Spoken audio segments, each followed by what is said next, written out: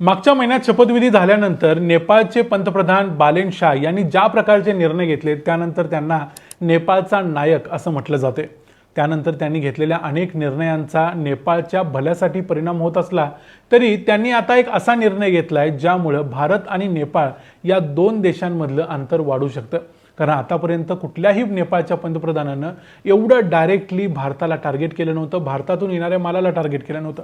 पण ॲक्च्युली त्यांनी भलेही भारताला टार्गेट केलं असेल पण त्याचा परिणाम मात्र नेपाळच्या गरीब जनतेवरती होणार आहे आणि नेपाळच्या श्रीमंत लोकांना त्याचा काहीही परिणाम होणार नाही हे आता सध्या त्यांच्या लक्षात येत नाही आहे। त्यांनी केलंय काय तर त्यांनी केले असं की भारतातून येणाऱ्या मालावर जो 100 नेपाळी रुपयांच्या पेक्षा जास्त ज्याची किंमत असेल त्या प्रत्येक मालावर त्यांनी कस्टम ड्युटी लावायला सुरुवात केली, म्हणजे आयात कर इम्पोर्ट ड्युटी लावणार आहे थोडक्यात।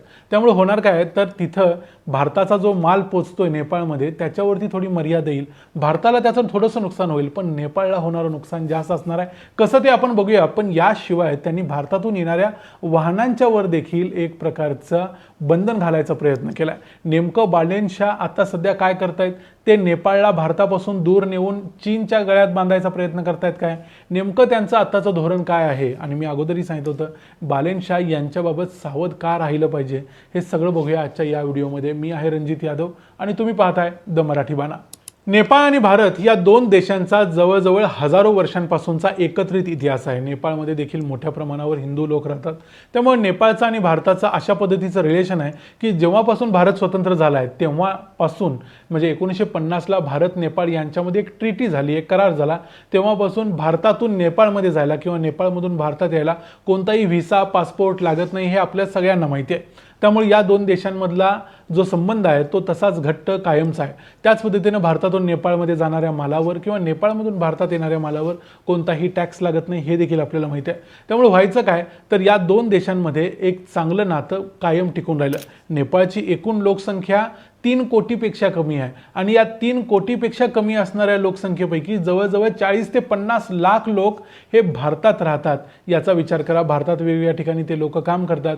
ही लोकसंख्या जर बघितली तर नेपाळच्या एकूण देशाच्या लोकसंख्येच्या 15 ते 20% लोक हे भारतात राहतात, म्हणजे इतका मोठा हा आकडा आहे। त्यामुळे भारत आणि नेपाळमधले हे संबंध अशा पद्धतीचे आहेत। पण सध्या नेपाळचे पंतप्रधान बालेन शाह यांच्या डोक्यात जे काही चाललेलं आहे त्यांना असं वाटतंय की भारताचा नेपाळवरती जो प्रभाव आहे तो कमी केल्याशिवाय नेपाळ मोठ्या प्रमाणावरती स्वतंत्र झेप घेऊ शकणार नाही असा त्यांचा काहीतरी विचार दिसतोय आणि त्यामुळे त्यांनी भारत आणि नेपाळ यांच्यातल्या व्यापारावरती एक प्रकारे हिट करायचा प्रयत्न केलाय।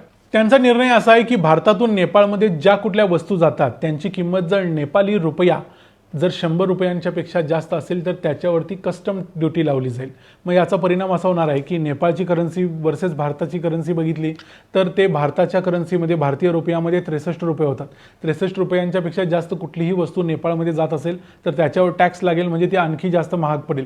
त्यामुळे होणार असं आहे की नेपाळ आणि भारताच्या बॉर्डरचा जो संपूर्ण एरिया आहे, तुम्ही जर संपूर्ण बॉर्डर बघितली तर यूपी, बिहार, उत्तराखंड हे सगळे राज्य आहेत। या राज्यामधून डायरेक्ट नेपाळमध्ये अनेक लोक ये जा करतात, रोजच्या रोज लाखो लोक करतात आणि यामुळे हे नेपाळच्या बॉर्डरमध्ये राहणारे जे लोक काय करतात ते भारतात येतात, भारतातून माल खरेदी करतात स्वस्तामध्ये आणि तो माल नेऊन नेपाळमध्ये विकतात आणि नेपाळमध्ये थोड्या जास्त पैशांनी विकता येतो। हा एक प्रकारचा एक बिझनेस मॉडेल आहे, म्हणजे रादर दॅन एखादं प्रोडक्ट तयार करण्यापेक्षा भारतातलं स्वस्त माल घेऊन नेपाळमध्ये विकायचा आणि त्यामधून प्रॉफिट मिळवायचा असा एक प्रकार चालतो। आता नेपाळच्या पंतप्रधानांनी हा निर्णय घेतलाय त्याच्यामुळे या सगळ्या ट्रेडर्सवरती, या सामान्य लोकांच्यावरती गदा येणार आहे, त्यांचा हा बिझनेस बंद पडणार आहे। दुसरी गोष्ट याच्यामध्ये होणार आहे की नेपाळच्या पंतप्रधानांनी विचार केला की अशी गोष्ट केल्यामुळे कदाचित नेपाळमध्ये जे ओरिजिनल बिझनेसेस आहेत तिथले त्या बिझनेसेसना चालना मिळेल, तिथला जो माल आहे स्वतःचा नेपाळमधला त्या मालाला जास्त भाव मिळेल आणि तिथलं मार्केट ओपन होईल। या सगळ्या गोष्टींचा त्यांनी विचार केला असेल, कदाचित इम्पोर्ट सबस्टिट्यूशन करण्याचा विचार देखील त्यांचा असेल। या सगळ्या गोष्टी जरी असल्या तरी याचा फटका नेपाळमधल्या सामान्य गरीब लोकांना बसणार आहे, कारण हा माल जो गरीब लोकांनाच उपयोगाला जास्त येतो कारण तो स्वस्तात मिळतो। भारत एक मोठा देश आहे, इथं मोठ्या प्रमाणावर व्यापार किंवा उत्पादन घेतलं जातं आणि ते नेपाळमध्ये अगदी सहज उपलब्ध होतं। त्याच गोष्टी नेपाळमध्ये त्यांच्या इकॉनॉमीमध्ये त्यांना बनवायला कदाचित जास्त खर्च लागेल किंवा जास्त पैसा लागेल आणि ते सहजासहजी होणं देखील अशक्य आहे। त्यामुळे बालेन शाह एक प्रकारे मागच्या हजारो वर्षांपासूनची एक अर्थव्यवस्था भारत आणि नेपाळमध्ये तयार झालेली आहे ती हिट करून त्यांना असं वाटतं की अचानकपणे काहीतरी क्रांतिकारी निर्णय घेऊन आपल्याला हे सगळंच बदलता येईल, पण प्रत्यक्षात ते तसं होणार नाही हे त्यांना कदाचित लक्षात यायला वेळ लागेल. त्यामुळे होणार एवढंच आहे की भारत आणि नेपाळमधलं जे अंतर आहे हे अंतर मात्र या निमित्तानं वाढणार आहे. भारतातले जे बॉर्डरमधले काही बिझनेसेस आहेत त्या बिझनेसेसना याचा थोडाफार परिणाम होऊ शकतो, पण भारताचा नेपाळबरोबर जो व्यापार आहे तो अजून देखील सरप्लसमध्ये चालणारा व्यापार आहे. भारताची एक्सपोर्ट नेपाळला जी होते ती जास्त होते, नेपाळची भारताला एक्सपोर्ट जी होते किंवा भारतात जे आपण इम्पोर्ट करतो ते अत्यंत कमी करतो. त्यामुळे भारताला असा विशेष फटका बसणार नाही. आमच्या दोन देशांच्यातला जर ट्रेड बघितला तो साधारण $8.7 बिलियन एवढाच आहे आणि त्यामध्येही भारताचाच वरचष्मा आहे आणि तो तसाच राहील. फक्त फटका बसेल तो नेपाळमधल्या सामान्य लोकांना. बालेन शाह यांच्याबद्दल मी अगोदरच्या व्हिडिओमध्ये देखील सांगितलं होतं की बालेन शाह जरी पॉप्युलर असले, त्यांनी चांगले निर्णय नेपाळसाठी घेतले असले, तिथल्या शाळा तिथल्या हॉस्पिटल्ससाठी लोकांच्यासाठी चांगले निर्णय जरी घेतले असले तरी भारताच्या बाबतीत मात्र ते नेहमी साशंक आहेत. भलेही त्यांचं शिक्षण भारतात झालंय पण तरी देखील भारताला ते जरा वेगळ्या पद्धतीने बघतात.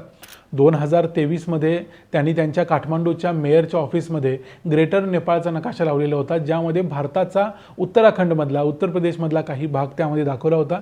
त्यावेळी त्याबद्दल बराचसा वाद झाला होता. याशिवाय 2023मध्ये त्यांनी तत्कालीन नेपाळच्या सरकारला मागणी केलेली होती की नेपाळमध्ये जे भारताचे चित्रपट चालतात त्यांच्यावरती बंदी घालावी. आता अशी बंदी पाकिस्तानमध्ये 2018 पासून आहे. त्यामुळे बालेन शाह पाकिस्तानची भाषा बोलतायत की काय असा देखील प्रश्न पडू शकतो. कारण नेपाळला जर भारतापासून एवढ्या पद्धतीने जर तोडलं गेलं तर कदाचित नेपाळ हे एक आयलँड, एक बेटच आहे की काय असं वाटायला लागेल. याशिवाय बालेन शाहने आता आणखी एक निर्णय घेतला आहे, तो म्हणजे भारतातून जे काही प्रायव्हेट व्हेकल जातात, सामान्यपणे कार असतील किंवा टू व्हीलर असतील, जर ते प्रायव्हेट असतील कुठल्या तरी व्यक्तीचे असतील ते सहजपणे नेपाळमध्ये जायचे, नेपाळमधून भारतात यायचे. पण त्यांनी आता यासाठी प्रायर ऑथरायझेशन, अगोदर परवानगी घेणं बंधनकारक केलेलं आहे. त्यामुळं भारतातून नेपाळमध्ये सहजपणे जे ट्रॅव्हल करणं सोपं होतं ते त्यांनी अवघड करून ठेवले. आता असं असायला पाहिजे की नेपाळपेक्षा भारत हा फार श्रीमंत, फार मोठा आणि फार पॉवरफुल असा देश आहे. खरं तर असं ॲटिट्यूड किंवा असं नाटक भारतानं करायला पाहिजे होतं आणि ते योग्य देखील वाटलं असतं. पण इथं उलटं झालंय. नेपाळला खरोखर भारताची खूप गरज असताना देखील नेपाळचे पंतप्रधान अशा पद्धतीचे निर्णय घेत आहेत आणि हे सगळे निर्णय बघितल्यानंतर असं वाटतं की काय त्यांना नेपाळला नेऊन चीनच्या गळ्यात मारायचं किंवा चीनच्या जवळ घेऊन जायचं आणि चीन करून काही फेवर्स घ्यायचे जसे चीन जनरली नवीन देशांना करत असतो. आता भारत आणि नेपाळ यांच्यामध्ये जे लोकांच्या आणि वस्तूंची जी मुक्त ने-आण होत होती त्याच्यावर आता थोडीफार बंधने येतील. लोक आता सध्या डायरेक्टली येऊ जाऊ शकतात, पण याच्यावर देखील बंधने येऊ शकतात येणाऱ्या काळात आणि ती नेपाळच्याच बाजूने येऊ शकतात. भारताला नेपाळचा त्या दृष्टीनं खूप मोठा फटका बसतो, पण तरी देखील भारत नेपाळला सहन करत आलाय.